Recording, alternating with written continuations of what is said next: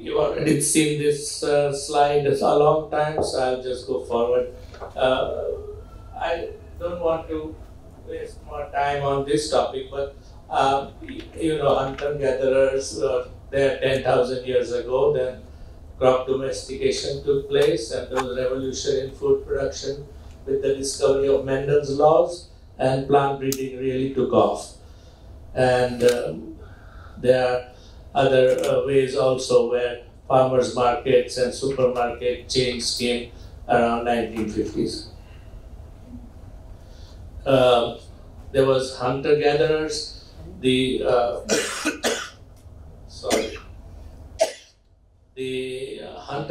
hunters went to the hunting. The women gathered and went to the forest and brought food bags, and the pastoralists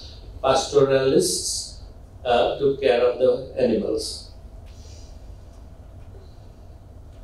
And while these are wild tomatoes and wild potatoes, and here you see the wild maize, which because of domestication transformed into this cultivated maize crop. Similarly, you can see the same maize development here from the wild Teosinte to the cultivated modern hybrid maize. The wild species, the seeds were large, they were inedible, taste was bad, as you can see in these wild bananas and these wild onions as well. There is a much reduction in the bulb. So the bulb has now increased in domestication of the onion, and the modern banana, you can hardly see any seeds there. And this is the modern rice. Revolution in food production took place with the help of plant breeding, and fruits, animals, birds all transformed themselves from the wild type into what we see today. What are the constraints to higher food production? Human population is growing, and I'll show you a chart just in a minute. And there is decrease in arable land. Arable land is the land in which can grow food, cultivable land. And this is due to basically salinization, urbanization, more buildings coming up everywhere, population moving to the urban areas from the rural areas. Most of the urban areas are located along the coastline, and there is desertification to a large extent.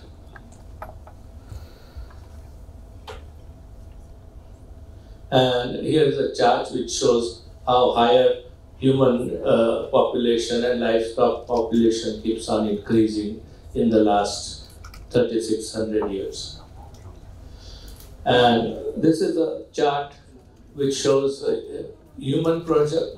Let's not go too far. Let's say here we are going to be 9.7 billion, and most of that increases is coming from Asia, Africa, and African continent. What are the causes? Overgrazing. We have too many cattle and too less grazing lands, and that leads to desertification. And this scenario, this becomes this, and then there is desert, and there are no more cattle here. These cattle have eaten up everything. Drought causes loss of trees, and this how less land is available for food production. Urbanization. This is what 100 years ago this must have been a jungle or outskirts of a major city, but increase in population and movement of the people from the rural areas into the urban areas is causing this kind of this thing. And this is an extreme example of how land is being lost. Drought is another problem, and reliance on plant breeders. We relied on plant breeders in the past, and people like Norman Borlaug was responsible for the Green Revolution, but now we have reached a plateau in yield, and we can't grow bigger wheat grains or we can't grow bigger rice grains. The plants just can't take it. So they have reached their physical limits. So other methods have to be tried out. Maybe biotech could show us the way, or we can look at consuming other crops. But I'm optimistic that even in the year 2050, we will have enough food. But distribution is the key to preventing famine and people going hungry. So this is the key, that we need to solve the food production first, but food distribution first. Artificial lab meat and things are coming up which will keep us not relying on animals for our food supply, and for our meat supply. Biotechnology is another way that we can go from the field testing into the lab. That's what's happening now. We have biofortification. This is something new, where new crops are developed which can be deliver nutritious vitamins to very underdeveloped or very less developed countries, where they cannot have meat products for proteins. We can use underutilized crops. Now, if you go to a supermarket in any Western country, you will find that there is a limited number of crops available for you to buy. But there are many other crops out there which are underutilized, which can be used in case we run short of production. Neglected crops. So they are underutilized, which are available, but we are not using them. And then there are these neglected crops, which are there, but nobody is using them, except for some very limited people.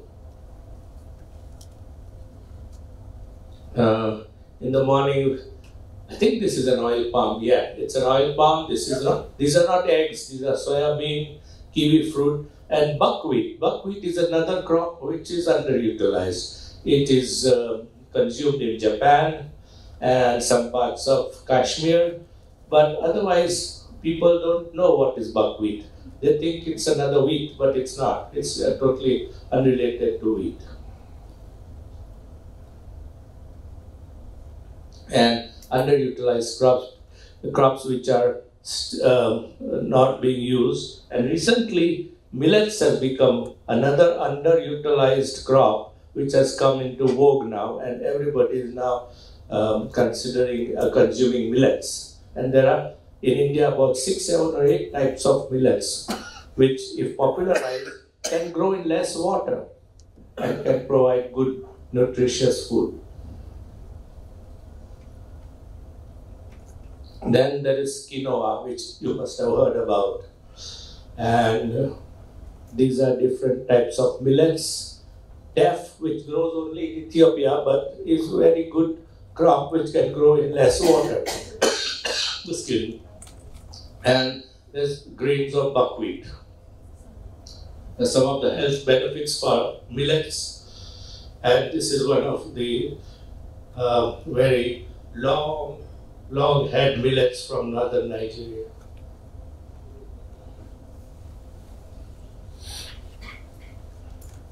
Last month, USDA approved a new cotton variety whose normally cotton seeds are very poisonous. You can't eat them really. But a new variety can also give us cotton, and the seeds are edible, nutritious, and they've got a little bit of oil also in them. So that is another crop which people can tap on in case we run out of food. Lab meat. This is something very new. They've created lab meat in the laboratory and tested it in hamburgers with several people, and they couldn't tell the difference between the real meat and the lab meat. So if this CO2 emission from cattle and all has to be reduced, and we are having less cattle to give us meat, then lab meat could be put into production. How well it will be received by the people is something we can't say.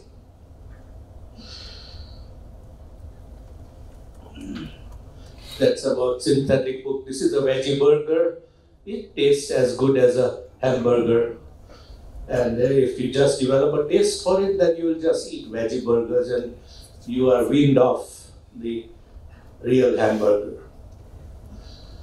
So factors that drive up food prices, it's the water, cost of water, fertilizers, and in the first slide that I showed you, food prices run according to the price of oil. If the oil prices go up, the food prices go up too. That has been found. This improves seeds. The cost, for example, in improved seeds, a bag of seeds of about 50,000 seeds costs about $2,500 from a seed company. And the price of vegetable oil increased 4.8%, pushing food prices slightly higher in August and September. This is data from the FAO.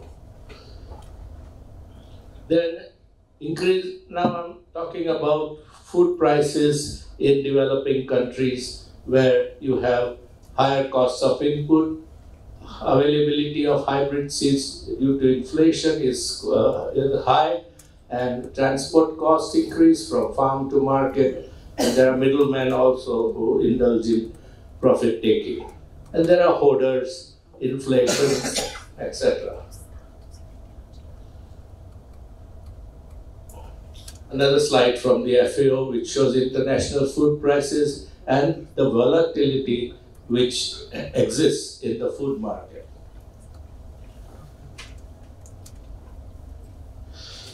Energy demand. There will be 50% more energy needed to produce the same quantity of food as we need today, as is needed today. So,